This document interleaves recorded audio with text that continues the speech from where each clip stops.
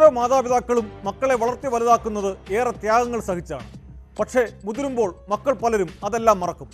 മാതാപിതാക്കളെ വൃദ്ധസദനങ്ങളിൽ തള്ളും.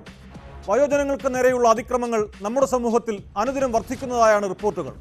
കൊല്ലത്ത് നിന്നുള്ളത് ഏറെ സങ്കടപ്പെടുത്തുന്ന ഒരു വാർത്തയാണ്. മകന്റെ ക്രൂരമായ മർദ്ദനത്തെ തുടർന്ന് 74-കാരനായ അച്ഛൻ മരിച്ചു. ആ വാർത്തയിലേക്കാണ് പോലീസ് പട്രോൾ ആദ്യം. സ്വാഗതം.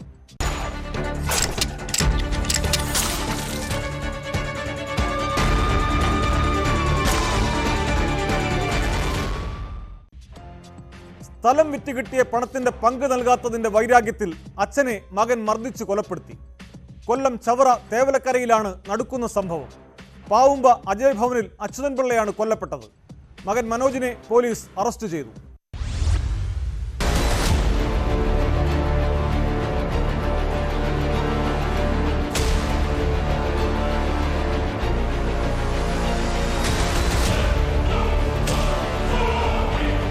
തേവലക്കര കോയിവിള പാവുമ്പയിലാണ് ദാരുണമായ സംഭവം. 74-കാരനായ പാവുമ്പ അജയ് ഭവനിൽ അച്യുതൻ പിള്ളയാണ് മർദ്ദനമേറ്റ് മരിച്ചത്. കഴിഞ്ഞ ദിവസം വൈകിട്ടാണ് മകൻ മനോജ് പിതാവിനു നേരെ ആക്രമണം നടത്തിയത്.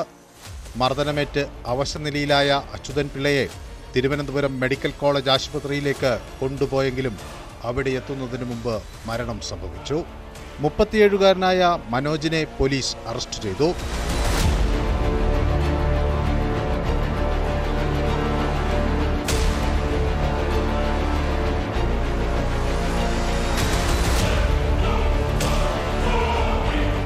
അച്യുതൻ പിള്ളയുടെ പേരിലുള്ള സ്ഥലം വിറ്റുകിട്ടിയ പണത്തിൽ നിന്ന് ഷെയർ ആവശ്യപ്പെട്ട് ഇദ്ദേഹത്തെ മനോജ് നിരന്തരം ബുദ്ധിമുട്ടിക്കുമായിരുന്നു.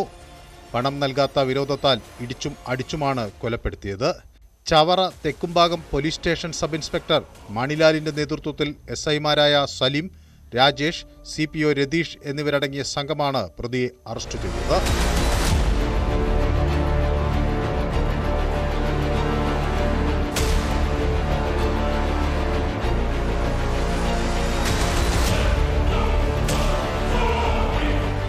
ന്യൂസ് 18 കൊല്ലം. തൃശൂർ പേരാമംഗലത്ത് അച്ഛനും മക്കൾക്കും ക്രൂരമർദ്ദനം. അയ്യന്തോൾ സ്വദേശി സദാനന്ദൻ, മക്കളായ അലോക്, ആകാശ് എന്നിവർക്കാണ് മർദ്ദനമേറ്റത്. വില്ലയിലെ വൈദ്യുതി ഉപകരണം പ്രവർത്തിപ്പിക്കുന്നതിനെ ചൊല്ലിയുള്ള തർക്കമാണ് ആക്രമണത്തിൽ കലാശിച്ചത്. മർദ്ദനത്തിന്റെ ദൃശ്യങ്ങളും പുറത്തുവന്നു. BJP പ്രാദേശിക നേതാക്കളുടെ നേതൃത്വത്തിലാണ് ആക്രമണമെന്നാണ് പരാതി. സംഭവത്തിൽ പോലീസ് കേസെടുത്ത് അന്വേഷണം തുടങ്ങി.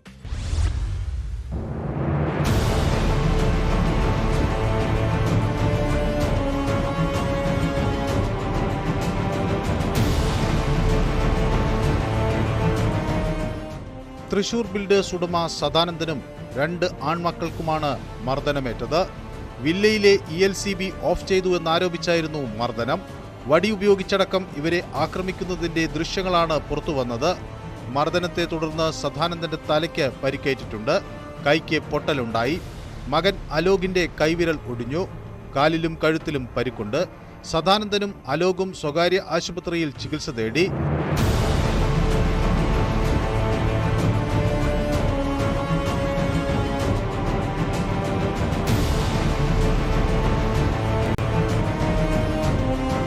സംഘം ചേർന്നായിരുന്നു മർദ്ദനം.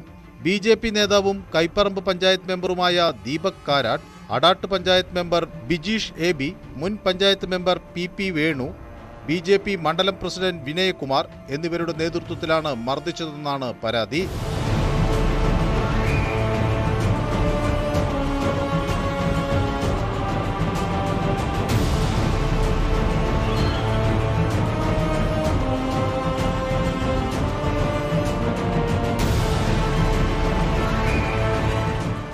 എന്നാൽ എല്ലാവരെയും പ്രതിപ്പട്ടികയിൽ ചേർത്തിട്ടില്ലെന്ന് ആരോപണമുണ്ട്. സൈറ്റിൻ്റെ ഉള്ളിൽ താമസിക്കണ ഈ രതീഷ്, ഋഷഭ്, പിന്നെ 1-2 പേരും അതേപോലെ കുറച്ച് ആൾക്കാരുമായിട്ട് ഞാൻ പുറത്തേക്ക് ഇറങ്ങാൻ നിൽക്കുമ്പോൾ ഗേറ്റ് പൂട്ടി. ഇനി നീ പുറത്തേക്ക് പോകാൻ പറ്റില്ലടാന്നും പറഞ്ഞ് തുടങ്ങി. ഇനി നിന്നെ പുറത്ത് വിടില്ല. അത് കഴിഞ്ഞ് കുറേ ഗുണ്ടകൾ പോലെ ആൾക്കാർ അവിടുന്ന് ഇവിടുന്നൊക്കെ കുറേ പേര് വന്നു. അവർ വന്നിട്ട് നിന്നെ അവിടെ ഇട്ട് തീർക്കും, അതേപോലെ തന്നെ നീ ഇതിൻ്റെ ഉള്ളിൽ നിന്ന് പുറത്തു പോവില്ല, ഒത്തിരി പിള്ളേർ വെറുതെ കിടന്ന് നടക്കുന്നുണ്ട് ഉള്ളിൽ കയറി കിടക്കാനായിട്ട്, അങ്ങനെയൊക്കെ പറഞ്ഞു. അത് കഴിഞ്ഞ് സ്റ്റേഷനിൽ നിന്ന് വന്നു. വേണു സാറിനെ ഞാൻ വിളിച്ചു. SI വേണുമായിരുന്നു. പുള്ളിക്കാരൻ വന്നപ്പോഴും അവിടെ കുറെ പ്രശ്നം, ഇവർ മാറണില്ല, പോലീസുകാരുടെ അടുത്ത് ഒത്തിരി ബഹളൊക്കെ ഉണ്ടാക്കി. കറണ്ട് ELCB എന്താ പറയുക ഡ്രോപ്പ് ആയതാണ്. അതെന്തോ ഷോർട്ടേജ് വന്നിട്ട് വീണതാണ്. അപ്പം ഞങ്ങൾ ഇലക്ട്രീഷ്യനെ ആൾക്കാരെയൊക്കെ വിളിച്ചിട്ട് അവിടെ വെയിറ്റ് ചെയ്യായിരുന്നു. ഫാദർ അനിയനും വന്ന് സംസാരിക്കാൻ നിൽക്കാൻ നേരത്ത് അവരുടെ അടുത്ത് പറഞ്ഞു, ഇവിടെ അവർ ഭയങ്കര ഓളിയും ബഹളൊക്കെ ആയിട്ട് എല്ലാവരും വരുമ്പോൾ പറഞ്ഞു, ഇലക്ട്രിസിറ്റിയുടെ പ്രശ്നമാണെങ്കിൽ KCBയിലേക്ക് അല്ലേ വിളിക്കേണ്ടത്, അല്ലെങ്കിൽ ഒരു ഇലക്ട്രീഷ്യനെ അല്ലേ വിളിക്കേണ്ടത്, നിങ്ങളിവിടെ എത്ര ആൾ കൂടി ലഹള ഉണ്ടാക്കിയിട്ട് കാര്യമുണ്ടെന്ന് ചോദിക്കുമ്പോഴേക്കും അവർ ഇടി എന്ന് പറഞ്ഞു കഴിഞ്ഞാൽ ഭയങ്കര എന്താ പറയുക കമ്പിയും സാധനങ്ങളും ഒരു എന്താ ഇരുമ്പിന്റെ ഒരു എന്തോ കുത്തണ ഒരു സാധനമൊക്കെ വെച്ച് എൻ്റെ ബ്രദറിന്റെ എന്താ പറയുക പുറത്തൊക്കെ ആകെ കുത്തി ഓട്ട പോലെയാക്കി അനിയന്റെ. അതേപോലെ തന്നെ അച്ഛൻ്റെ കയ്യിന് ഫ്രാക്ചർ ഉണ്ട്, അച്ഛൻ്റെ നെറ്റിയിൽ ഫ്രാക്ചർ ഉണ്ട്, സ്റ്റിച്ചുകളും ഉണ്ട്, തലയിൽ മൾട്ടിപ്പിൾ ഇഞ്ചുറീസ് ഉണ്ട് ഹെഡിലായിട്ട്. അതേപോലെ എൻ്റെ കഴുത്തിൻ്റെ ബാക്കിലായിട്ടൊരു ഇഞ്ചുറി ഉണ്ട്, കയ്യിൽ ചെറുവിരൽ ഫ്രാക്ചറായി, എൽബോ ഫ്രാക്ചറായി. കണ്ടാലറിയാവുന്നവർ അടക്കമുള്ളവർക്കെതിരെയാണ് പോലീസ് കേസെടുത്തത്. വില്ലയിൽ താമസിക്കുന്ന BJP നേതാവുമായി മുമ്പ് മുതലുള്ള പ്രശ്നങ്ങളാണ് ആക്രമണത്തിൽ കലാശിച്ചതെന്നാണ് സൂചന.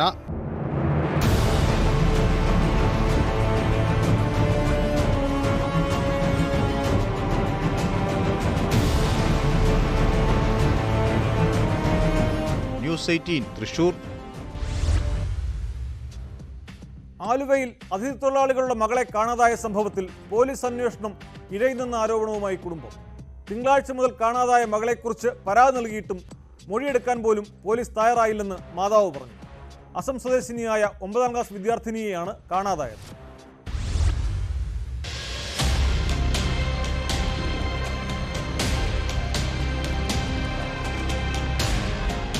ആലുവയിൽ അതിഥി തൊഴിലാളികളുടെ മകൾ 9ാം ക്ലാസ്സുകാരി അസം സ്വദേശിയായ സൽമ ബീഗത്തെ തിങ്കളാഴ്ചയാണ് കാണാതായത്. കാണാതാകുന്നതിന് തലേ ദിവസം രാത്രി വീട്ടിൽ കുട്ടിയുടെ പിതാവുമായി ചില വാക്കുതർക്കങ്ങൾ ഉണ്ടായിരുന്നു. തിങ്കളാഴ്ച സ്കൂളിൽ പരീക്ഷയുണ്ടെന്ന് പറഞ്ഞാണ് സൽമ ബസ് കയറിപ്പോയത്. വൈകിട്ടോടെയും കുട്ടിയെ കാണാതായതിനെ തുടർന്ന് സുഹൃത്തുക്കളോടും സ്കൂളിലും അന്വേഷിച്ചപ്പോഴാണ് സ്കൂളിൽ പരീക്ഷയില്ലായിരുന്നു എന്ന വിവരം കുടുംബം അറിയുന്നത്. പിന്നീട് പോലീസിനെ വിവരം അറിയിക്കുകയായിരുന്നു.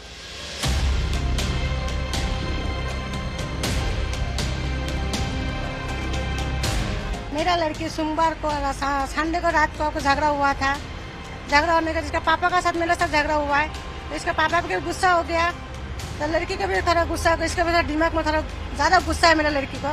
तो लड़की बोला है पापा को मम्मी को क्यों मारता है, इसका पापा को गुस्सा है। लड़की को फिर अब उसका पापा एक थप्पड़ मारा है, मारने के बाद बोला इसका पापा तुम अभी चला जाओ, गुस्सा से बोला है।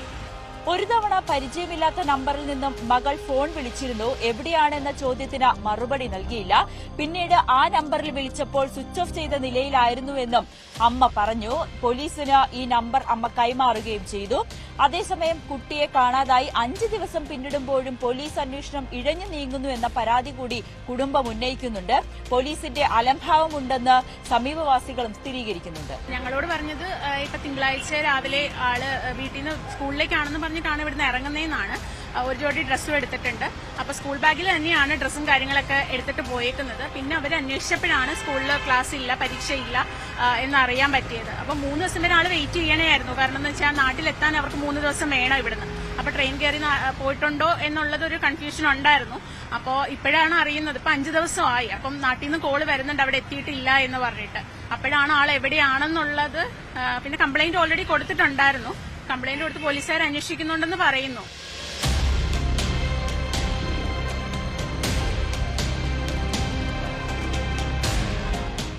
പെൺകുട്ടി ട്രെയിനിൽ കയറി തൃശൂർ വരെ എത്തി എന്നുള്ളൊരു വിവരം പോലീസ് സ്ഥിരീകരിക്കുന്നുവെങ്കിലും കൂടുതൽ വിവരങ്ങൾ ഇപ്പോഴും പുറത്തുവിട്ടിട്ടില്ല. അന്വേഷണം നടക്കുന്നുണ്ട് എന്ന് മാത്രമാണ് പോലീസിന്റെ ഭാഗത്തുനിന്ന് ലഭിക്കുന്ന മറുപടി. പക്ഷെ 5 ദിവസം പിന്നിട്ടിട്ടും എന്തുകൊണ്ടാണ് പോലീസ് ഈ പെൺകുട്ടിയെ കണ്ടെത്താനുള്ള ഒരു ശ്രമം ഊർജിതമാക്കാത്തതെന്നൊരു ചോദ്യമാണ് കുടുംബവും പ്രധാനമായും ആരോപിക്കുന്നത്. CCTV ദൃശ്യങ്ങൾ പരിശോധിക്കുവാനോ അല്ലെങ്കിൽ ഈ മാതാപിതാക്കളുടെ വീട്ടിലെത്തി മൊഴിയെടുക്കുവാനോ സമീപവാസികൾ മൊഴിയെടുക്കുവാനോ സ്കൂളിൽ അന്വേഷിക്കാനോ ഒന്നും തന്നെ പോലീസ് ഇതുവരെ തയ്യാറായിട്ടില്ല. പ്രായപൂർത്തിയായ പെൺകുട്ടിയായതിനാൽ ഈ കേസുമായി മുന്നോട്ട് പോകുന്നതിൽ ചില തടസ്സങ്ങളുണ്ട് എന്നുള്ള ഒരു സ്ഥിരീകരിക്കാത്ത വിവരം മാത്രമാണ് പോലീസിന്റെ ഭാഗത്തു നിന്നും ഉണ്ടാകുന്നത്. എന്തായാലും എത്രയും പെട്ടെന്ന് ഈ പെൺകുട്ടിയെ കണ്ടെത്തണമെന്നൊരു ആവശ്യമാണ് കുടുംബം പ്രധാനമായും ഉന്നയിക്കുന്നത്. ഇല്ലെങ്കിൽ കോടതിയെ സമീപിക്കാനാണ് കുടുംബത്തിന്റെ തീരുമാനം.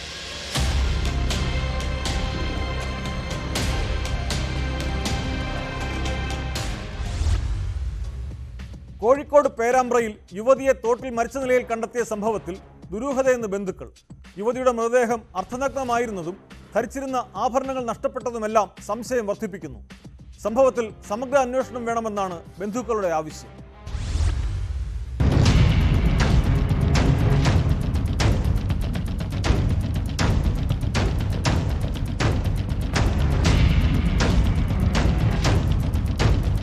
വാളൂർ സ്വദേശി അനുവിനെയാണ് കഴിഞ്ഞ ദിവസം മരിച്ച നിലയിൽ കണ്ടെത്തിയത്. തിങ്കളാഴ്ച രാവിലെ വാളൂരിലെ വീട്ടിൽ നിന്നും മുളിയങ്ങലിലെ ഭർത്താവിന്റെ വീട്ടിലേക്ക് പോകാനായി ഇറങ്ങിയതായിരുന്നു അനു. എന്നാൽ യുവതിയെ പിന്നീട് കാണാതായി.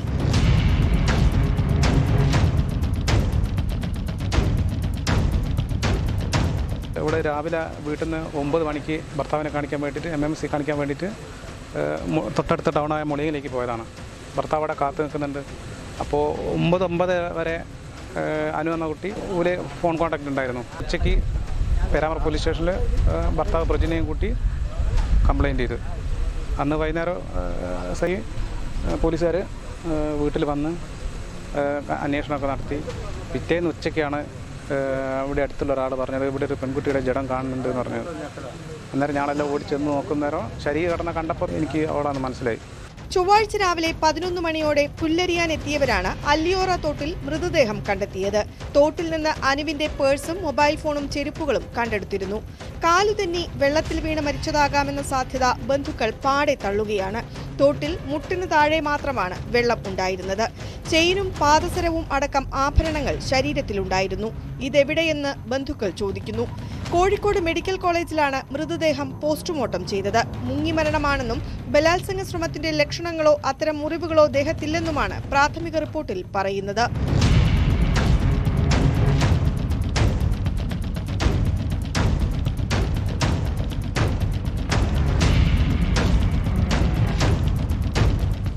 ന്യൂസ് 18 വടകര.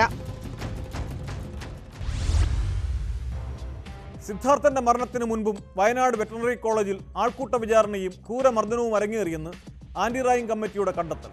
2019-21 ബാച്ചുകളിലെയും വിദ്യാർത്ഥികൾ ക്രൂരമായ വിചാരണയ്ക്ക് ഇരയായി. സംഭവത്തിൽ SFIയുടെ നേതൃത്വത്തിലുള്ള മുൻ കോളേജ് യൂണിയന്റെ ചെയർമാൻ ഉൾപ്പെടെ 13 പേർക്കെതിരെ നടപടിയെടുത്തു.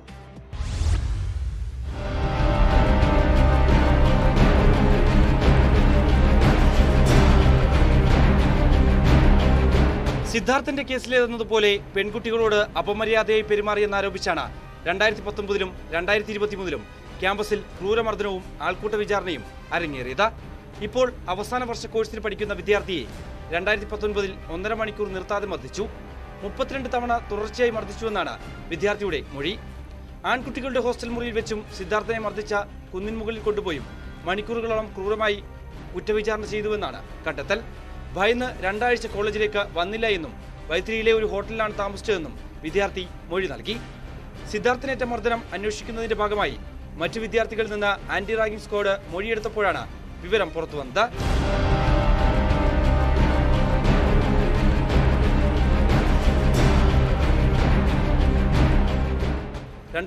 ബാച്ചിലെ വിദ്യാർത്ഥിയെ റാഗ് ചെയ്തവർ കോഴ്സ് പൂർത്തിയാക്കി ഇപ്പോൾ ഇന്റേൺഷിപ്പ് ചെയ്യുകയാണ്. ഇതേ തുടർന്ന് കോളേജ് യൂണിയൻ മുൻ പ്രസിഡന്റ് ഉൾപ്പെടെ 4 വിദ്യാർത്ഥികളുടെ ഇന്റേൺഷിപ്പ് 1 വർഷത്തേക്ക് വിലക്കുകയും 5 പേരുടെ സ്കോളർഷിപ്പ് റദ്ദാക്കുകയും ചെയ്തു. 2021 ബാച്ചിലെ വിദ്യാർത്ഥിയെ മർദ്ദിച്ച 2 പേരെ 1 വർഷത്തേക്ക് സസ്പെൻഡ് ചെയ്യുകയും മറ്റ് 2 പേരുടെ സ്കോളർഷിപ്പ് റദ്ദാക്കുകയും ചെയ്തിട്ടുണ്ട്. കൂടുതൽ പേർക്ക് സംഭവത്തിൽ പങ്കുണ്ടെന്ന വിവരം ലഭിച്ചെങ്കിലും കേട്ടുകേൾവിയുടെ അടിസ്ഥാനത്തിൽ നടപടിയെടുക്കാൻ പറ്റില്ലെന്ന് രക്ഷിതാക്കളുടെ പ്രതിനിധികൾ നിലപാടെടുത്തതോടെ മറ്റു കാര്യങ്ങൾ പോലീസിന്റെ അന്വേഷണത്തിന് വിട്ടിരിക്കുകയാണ് എന്ന് കോളേജ് അധികൃതർ വ്യക്തമാക്കി.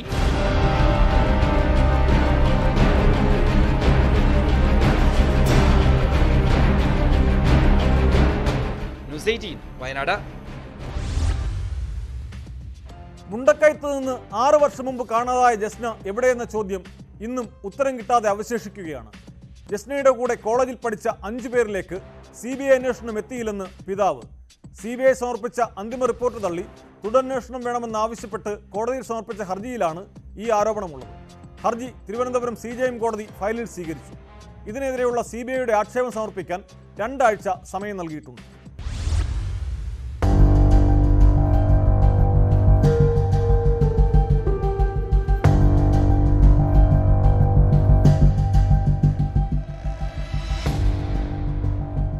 പുളിക്കുന്നിനും മുണ്ടക്കയത്തിനും ഇടയ്ക്ക് വെച്ചാണ് ജസ്നയെ കാണാതാകുന്നതെന്നും ഈ സ്ഥലങ്ങളിൽ CBI അന്വേഷണം എത്തിയിട്ടില്ലെന്നും ഹർജിയിൽ പറയുന്നു.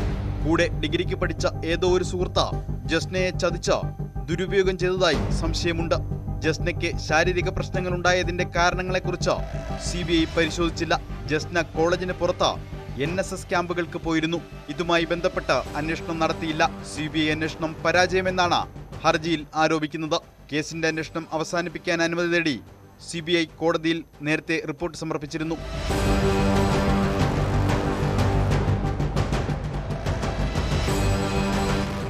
ജസ്ന മരിച്ചതായി കണ്ടെത്താൻ കഴിഞ്ഞിട്ടില്ലെന്നാണ് CBIയുടെ അന്വേഷണ റിപ്പോർട്ടിൽ പറയുന്നത്. ജസ്നയുടെ തിരോധാനത്തിന് പിന്നിൽ മത തീവ്രവാദ സംഘടനകൾക്ക് ബന്ധമില്ലെന്നും CBI കണ്ടെത്തിയിരുന്നു. കേരള പോലീസിന്റെ കണ്ടെത്തലുകൾക്ക് സമാനമാണ് CBIയുടെ കണ്ടെത്തലും. 2018 മാർച്ച് 22-നാണ് ജസ്നയെ കാണാനില്ലെന്ന് ചൂണ്ടിക്കാട്ടി പിതാവ് പോലീസിൽ പരാതി നൽകിയത്. ലോക്കൽ പോലീസും ക്രൈംബ്രാഞ്ചും അന്വേഷിച്ച ശേഷമാണ് കേസ് CBIയിലേക്ക് എത്തിയത്. കുടുംബം പരാതി നൽകിയതിനെ തുടർന്ന് 2021 ഫെബ്രുവരി 19-നാണ് ഹൈക്കോടതി CBI അന്വേഷണത്തിന് ഉത്തരവിട്ടത്.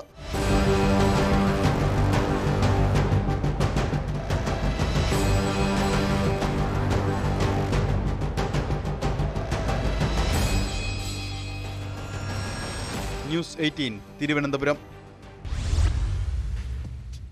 ന്യൂസിലൻഡിൽ ജോലി വാഗ്ദാനം ചെയ്ത് കോടികൾ തട്ടി വിദേശത്തേക്ക് കടന്ന പ്രതി ഡൽഹിയിൽ പിടിയിലായി. കൊച്ചി തൃക്കാക്കര കേന്ദ്രീകരിച്ച് പ്രവർത്തിച്ച യൂറോഫ്ലൈ ഹോളിഡേയ്സ് ഉടമ പാലക്കാട് സ്വദേശി ഷംസീർ ഖാനാണ് പിടിയിലായത്. അർമേനിയയിൽ നിന്ന് ഡൽഹി വിമാനത്താവളത്തിൽ മടങ്ങിയെത്തിയപ്പോഴാണ് കേസിലെ മുഖ്യപ്രതിയായ ഷംസീറിനെ പിടികൂടിയത്.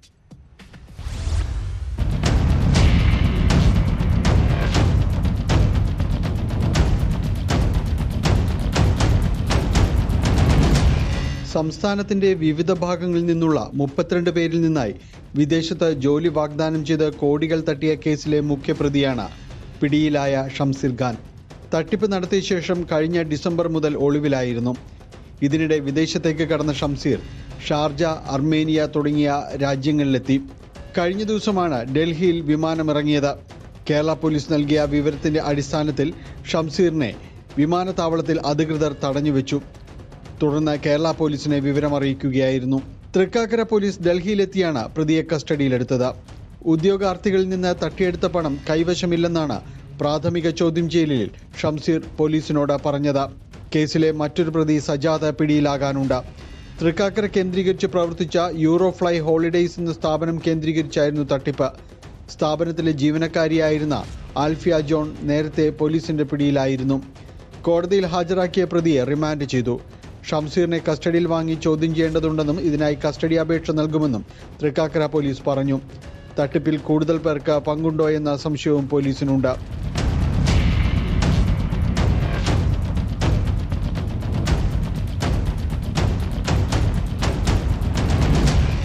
News 18 Kochi.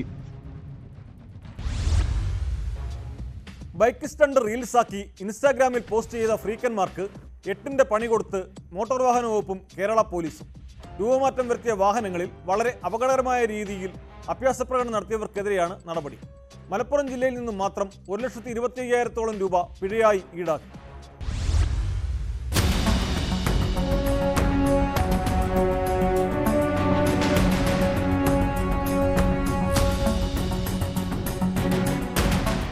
Thiruvananthapuram inspector general of പോലീസിന്റെ ഉത്തരവിന്റെ അടിസ്ഥാനത്തിൽ എൻഫോഴ്സ്മെന്റ് RTO PA നസീറിന്റെ നിർദ്ദേശപ്രകാരമായിരുന്നു മലപ്പുറത്ത് വ്യാപകമായി പരിശോധന നടത്തിയത്. പരിശോധനയിൽ ജില്ലയുടെ വിവിധ ഭാഗങ്ങളിൽ നിന്നും നിരവധി വാഹനങ്ങൾ പിടിച്ചെടുത്തു. ജില്ലയിലെ തിരൂർ, തിരൂരങ്ങാടി, പൊന്നാനി, ഏറനാട്, കൊണ്ടോട്ടി, നിലമ്പൂർ, പെരിന്തൽമണ്ണ എന്നീ താലൂക്കുകളിലെ പോലീസ് സ്റ്റേഷനുകൾ കേന്ദ്രീകരിച്ചാണ് മോട്ടോർ വാഹന വകുപ്പും പോലീസും സംയുക്തമായി വാഹന പരിശോധന നടത്തിയത്. അപകടകരമായ രീതിയിൽ വാഹനമോടിച്ച് റെയിൽസാക്കി സാമൂഹ്യ മാധ്യമങ്ങളിൽ പ്രചരിപ്പിച്ച നിരവധി വാഹനങ്ങൾ പിടിച്ചെടുത്തു. 1,25,000 രൂപ പിഴയായി ഈടാക്കുകയും ചെയ്തു.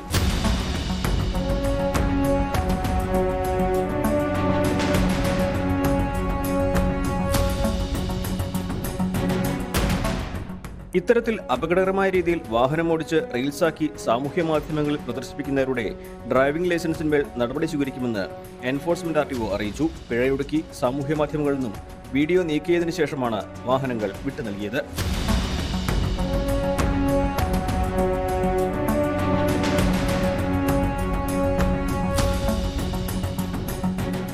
ന്യൂസ് 18 മലപ്പുറം. ഓൺലൈൻ തട്ടിപ്പുകൾക്ക് പിന്നിൽ മുമ്പ് വിദേശികളും വടക്കേ ഇന്ത്യക്കാരും ഒക്കെ ആയിരുന്നെങ്കിൽ ഇപ്പോൾ മലയാളികളും പ്രതികളാകുന്ന കേസുകൾ വർദ്ധിക്കുകയാണ്. പാർട്ട് ടൈം ജോലി വാഗ്ദാനം ചെയ്ത് ഇടുക്കി ചെറുതോണി സ്വദേശിയായ യുവതിയിൽ നിന്നും 26 ലക്ഷം രൂപ തട്ടിയെന്ന കേസിൽ 2 മലപ്പുറം സ്വദേശികൾ പിടിയിലായി. ഓൺലൈൻ തട്ടിപ്പിൽ നഷ്ടപ്പെട്ട തുക തിരികെ പിടിക്കുന്നതിനായി അതേ തട്ടിപ്പ് നടത്തിയ യുവാവ് വടക്കാഞ്ചേരിയിലും പിടിയിലായിട്ടുണ്ട്.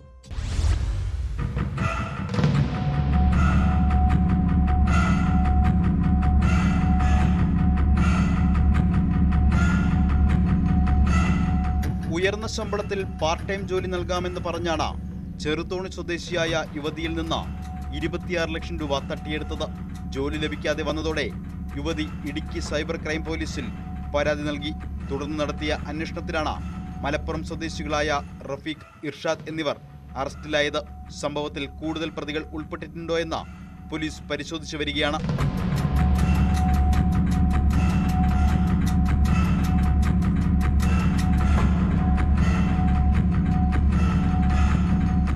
ഓൺലൈൻ തട്ടിപ്പിലൂടെ യുവതിയിൽ നിന്ന് 1.93 ലക്ഷം രൂപ തട്ടിയെടുത്ത കേസിലാണ് കോഴിക്കോട് ഫറോക്ക് സ്വദേശി സുജിത്തിനെ വടക്കാഞ്ചേരി പോലീസ് അറസ്റ്റ് ചെയ്തത്. ഓൺലൈൻ തട്ടിപ്പിലൂടെ സുജിത്തിന് 1,40,40,000 രൂപ നഷ്ടപ്പെട്ടിരുന്നു. ഇത് തിരിച്ചുപിടിക്കുന്നതിനായാണ് വടക്കാഞ്ചേരി സ്വദേശിനിയിൽ നിന്നും സമാനമായ രീതിയിൽ തട്ടിപ്പ് നടത്തി പണം കൈക്കലാക്കിയതെന്നാണ് പോലീസ് പറയുന്നത്. വർക്ക് ഫ്രം ഹോം എന്ന പേരിൽ സമൂഹ മാധ്യമത്തിൽ സന്ദേശം പങ്കുവച്ചാണ് യുവതിയെ കെണിയിൽ വീഴ്ത്തിയത്.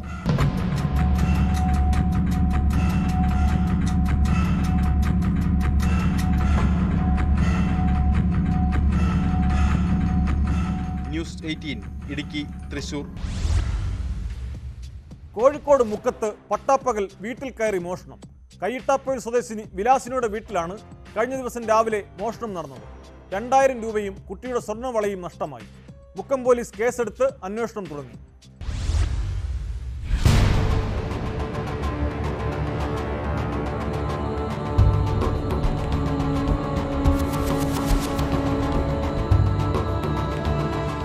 കഴിഞ്ഞ ദിവസം രാവിലെ 9:30-നാണ് മുക്കം കയ്യിട്ടാപ്പൊയിൽ സ്വദേശി വിലാസിനിയുടെ വീട്ടിൽ മോഷണം നടന്നത്.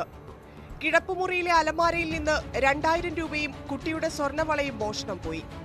സംഭവ സമയത്ത് വിലാസിനി വീടിന്റെ പിൻവശത്ത് വസ്ത്രം അലക്കാൻ പോയതായിരുന്നു. മുൻവശത്തെ വാതിൽ അടച്ച് കുറ്റിയിട്ട് പുറകുവശത്തെ വാതിൽ ചാരിയാണ് പോയത്.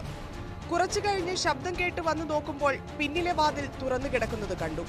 ജനാലയിലൂടെ നോക്കിയപ്പോൾ കിടപ്പുമുറിയിൽ ഒരാളെ കണ്ട് ഇവർ ബഹളം കൂട്ടി. ഇതോടെ മോഷ്ടാവ് മുൻവശത്തെ വാതിൽ തുറന്ന് പുറത്തേക്കോടി. റോഡിൽ സ്കൂട്ടറിൽ കാത്തുനിന്നയാളുടെ കൂടെ കയറിയാണ് ഇയാൾ രക്ഷപ്പെട്ടത്.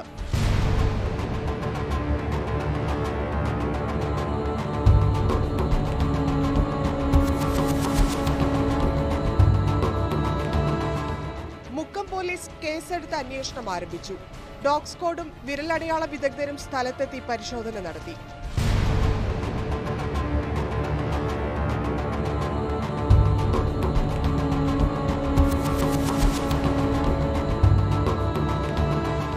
ന്യൂസ് 18 മുക്കം. കുറ്റകൃത്യങ്ങളുടെ മറ്റു ചില വാർത്തകൾ ചുരുക്കത്തിൽ. തിരുവനന്തപുരം പാറശാലയിൽ സ്വകാര്യ ബാങ്കിന്റെ കളക്ഷൻ ഏജന്റിൽ നിന്ന് പണം കവർന്നതായി പരാതി. ബാങ്കിൽ 1.5 ലക്ഷം രൂപ നിക്ഷേപിക്കാൻ എത്തിയപ്പോഴാണ് കവർച്ച. ഇടുക്കി വണ്ടിപ്പെരിയാറിൽ യുവാവിനെ വീട്ടിൽ കയറി ആക്രമിച്ച കേസിലെ 2 പ്രതികൾ അറസ്റ്റിൽ. മഞ്ചുമല ലോവർ ഡിവിഷൻ സ്വദേശി രാംകുമാർ, പഴയകാട് സ്വദേശി പ്രവീൺ എന്നിവരെയാണ് അറസ്റ്റ് ചെയ്തത്. മലപ്പുറം താനൂരിൽ ക്രിമിനൽ കേസുകളിലെ പ്രതി കാപ്പ നിയമപ്രകാരം അറസ്റ്റിൽ. എടക്കടപ്പുറം സ്വദേശി അറഫാത്തിനെയാണ് അറസ്റ്റ് ചെയ്തത്. തിരൂർ റെയിൽവേ സ്റ്റേഷനിൽ വീണ്ടും വൻ കഞ്ചാവ് വേട്ട. 3 ബാഗുകളിലായി സൂക്ഷിച്ച 16.5 കിലോ കഞ്ചാവാണ് എക്സൈസും RPF ചേർന്ന് പിടികൂടിയത്.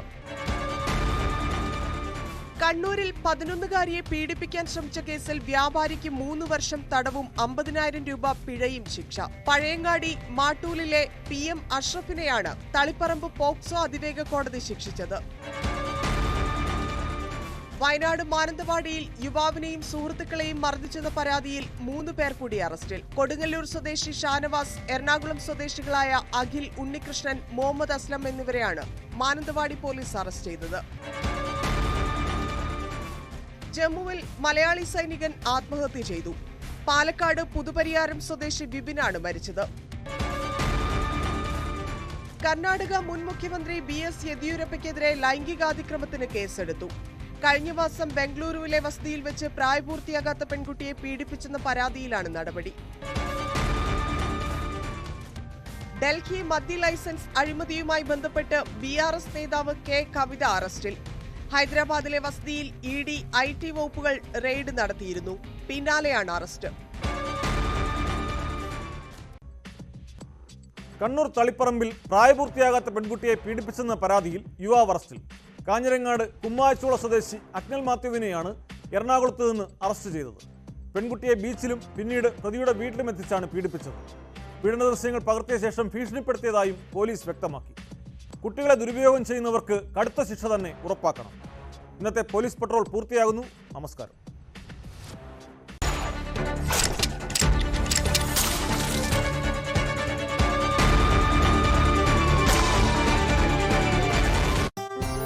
കാര്യമില്ല.